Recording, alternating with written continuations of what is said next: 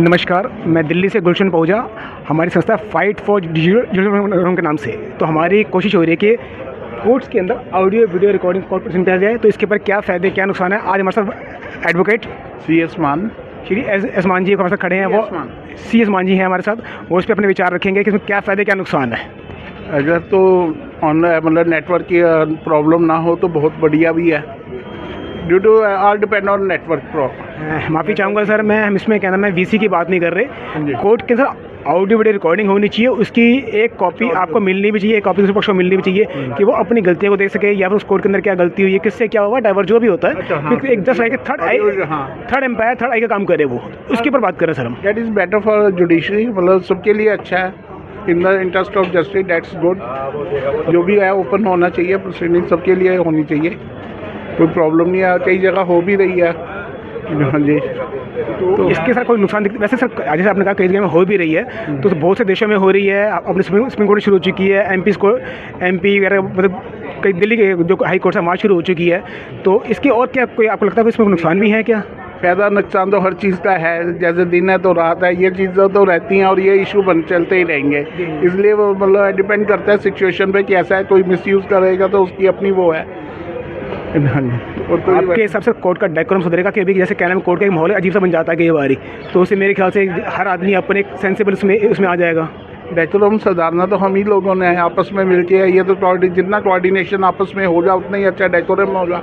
Healthy atmosphere होना चाहिए, equal, मतलब बार और बेंच में अच्छे रिलेशनशिप होनी चाहिए। और जैसे अभी कई बार कहने में इशू आता है कि हमने किसी भी कहने में वकील साहब ने पूरी मेहनत करके गए, वहाँ पे उन्होंने कुछ अपने आर्गूमेंट रखे, वर्चुअल आर्गूमेंट रखे, जैसे उनका ऑर्डर लिखवा दूँ, ऑर्डर के अंदर वो कन्फ्लिक्ट कुछ अलग टाइप में हो गया आता है। तो मेरे ख्याल से उससे भी एक बचाव का मौका मिलेगा। फिर आ जाए प्रोसीजर है, अपील में जाए या वो है, प्रोसीजर तो चलता ही रहता है, वो तो है ही है। अगर कोई एडवांस किसी के अगेंस्ट में हो भी जाता है, ना तो कोई जज चाहता है कि किसी के एडवांस करें, ना कोई ये तो एफर्ट्स पे होता है। जो मतलब प्लेयर हो रहा है, जो अच्छा करेगा उसी को परफॉर्म करेगा, उसके फेवर में जाएगा।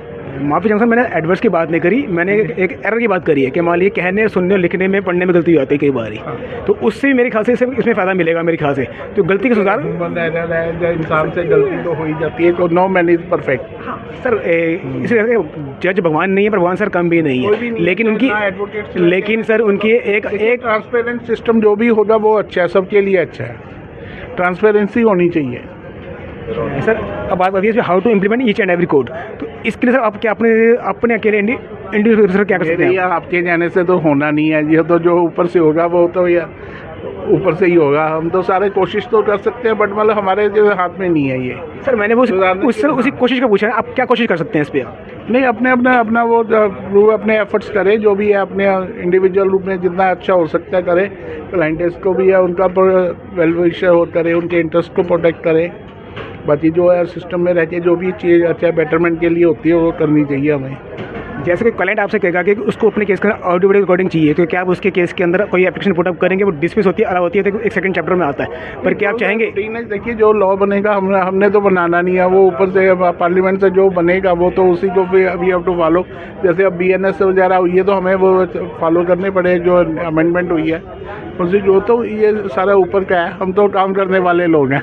नहीं, आपने कहा सर हमें तो अपने एफर्ट्स दिखाने। सर लॉ की बात तो सर ठीक है, लेकिन जैसे शायद आपको याद होगा सर 1984 केस के अंदर से सज्जन कुमार जी पर केस चल रहा था जो भी, तो करीबन सर 25-30 साल केस चलता है, लेकिन सिर्फ 2020 के आसपास की बात है जहाँ तक मेरे को याद आ रही है कि हाई कोर्ट से ऑर्डर आया था कि सज्जन कुमार जी के खर्चे के ऊपर वहाँ पे कोर्ट के अंदर बाकायदा कैमरे सेटअप करके ऑडियो वीडियो रिकॉर्डिंग करी जाएगी, और शायद 4 से 5 या 10 डेट के अंदर से कहने का फैसला आ गया था, उसके अंदर आ गया था। तो जितना मैंने उसका फ़ायदा मिला था। तो ऐसे ही कि आप अपने किसी क्लाइंट के केस में सर डिमांड करना चाहेंगे, ऑर्डर होता नहीं होता, एक सेकंड चैप्टर है वो तो सर 1984 पे मत ना ही बोलूँ तो अच्छा। हाँ सर, मैं सिर्फ उसकी बात करूँ, लॉ की बात कर रहा हूँ इस टाइम कि हाई कोर्ट ने ऑर्डर दिया था, मैं सर उसकी बात कर रहा हूँ। वो चांस की बात, वो सर चांस की बात है सर, केस वाला था बस एक ऑर्डर, तो हमने तो इम्प्लीमेंट नहीं करना था, हमें तो जैसे आदेश होते हम तो उसी के बंधे हुए। जी सर, मैं वही कह रहा हूँ सर वो क्या नाम है 84 में क्या सर उसकी बात नहीं कर रहा मैं, पर बात है उस कोर्ट प्रोसीजर में क्या हुआ कि उसमें सर एक ऑर्डर आया था, और बकायदा अखबार में काफ़ी आया था, मैंने खुद जाके देख के भी आया था। वहाँ पे एक कैमरा सेटअप हुआ था, माइक रखे गए थे, तो वहाँ पे ऑन कैमरा हियरिंग हुई थी।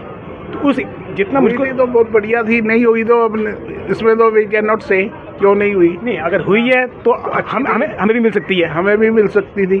बस वही बस हाँ, और मैं हो जी तो बढ़िया, नहीं हो जी तो कोई वो नहीं है। जैसा आजकल ऑनलाइन प्रोसीडिंग चालू हो गई है, तो जिसने रिकॉर्डिंग करना है वो तो रिकॉर्ड भी कर लेते हैं अपने आप से। पर वो तो खैर जिसने हाँ यूज़ और मिस यूज़ करना है तो वो हर जगह है, इसके लिए तो कोई वो नहीं है। हाँ, नेट हाँ, जैसे भी एडवांस टेक्नोलॉजी बढ़ रही है, जैसे जैसे हो रहा है वो सब कुछ हो ही रहा है। हाँ, ट्रांसपेरेंसी, इससे कोर्ट में ट्रांसपेरेंसी बढ़ेगी पहले से, ये तो होनी चाहिए, होना चाहिए सिस्टम तो।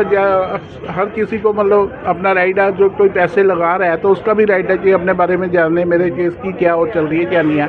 और इसका जो एक बेनिफिट सबसे बड़ा हमारे सामने उठ के ये भी आया था कि जैसे मान लीजिए आप तो दिल्ली के अंदर हैं, आपके पास कोई क्लाइंट बाहर का है, वो कहता है कि मेरा केस यहाँ पे क्या नाम दिल्ली में अटेंड कर लेना, आप उसको अटेंड करते हैं, तो एक आप अपनी पूरी एफर्ट्स लगाते हैं, जान लगाते हैं, लेकिन फिर भी वो केस आपके फेवर में नहीं आता या वो दिन आपके फेवर में नहीं आता।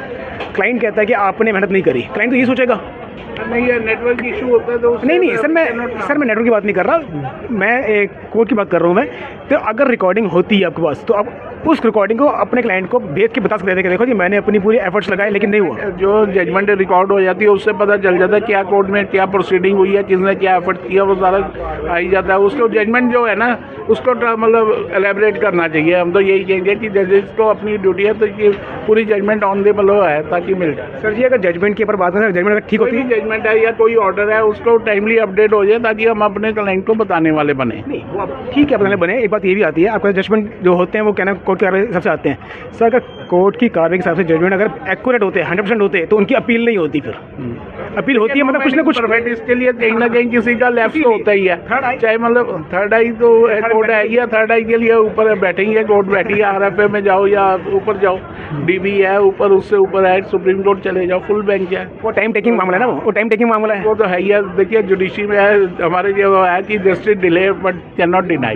डिलेड ही है सर। डिलेड तो हो ही रही है, we can not say that is the part of system है। अगर पार्ट सिस्टम के अगेंस्ट जाएंगे तो कोई फायदा नहीं है। सिस्टम को ये लाइफ कोई जा सकता है, इसको सिस्टम को ये लाइफ को है अब है, इसको सिस्टम को ये लाइफ को है कि सिस्टम है लाइफ। देखिए सिस्टम के मतलब है कि हर किसी का अपना अपना ढंग है। कोई मतलब किस हिसाब से चलता है, कोई किस वी कैन नॉट से।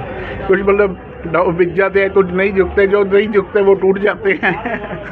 ठीक है, धन्यवाद सर, धन्यवाद, मिलते हैं आपसे।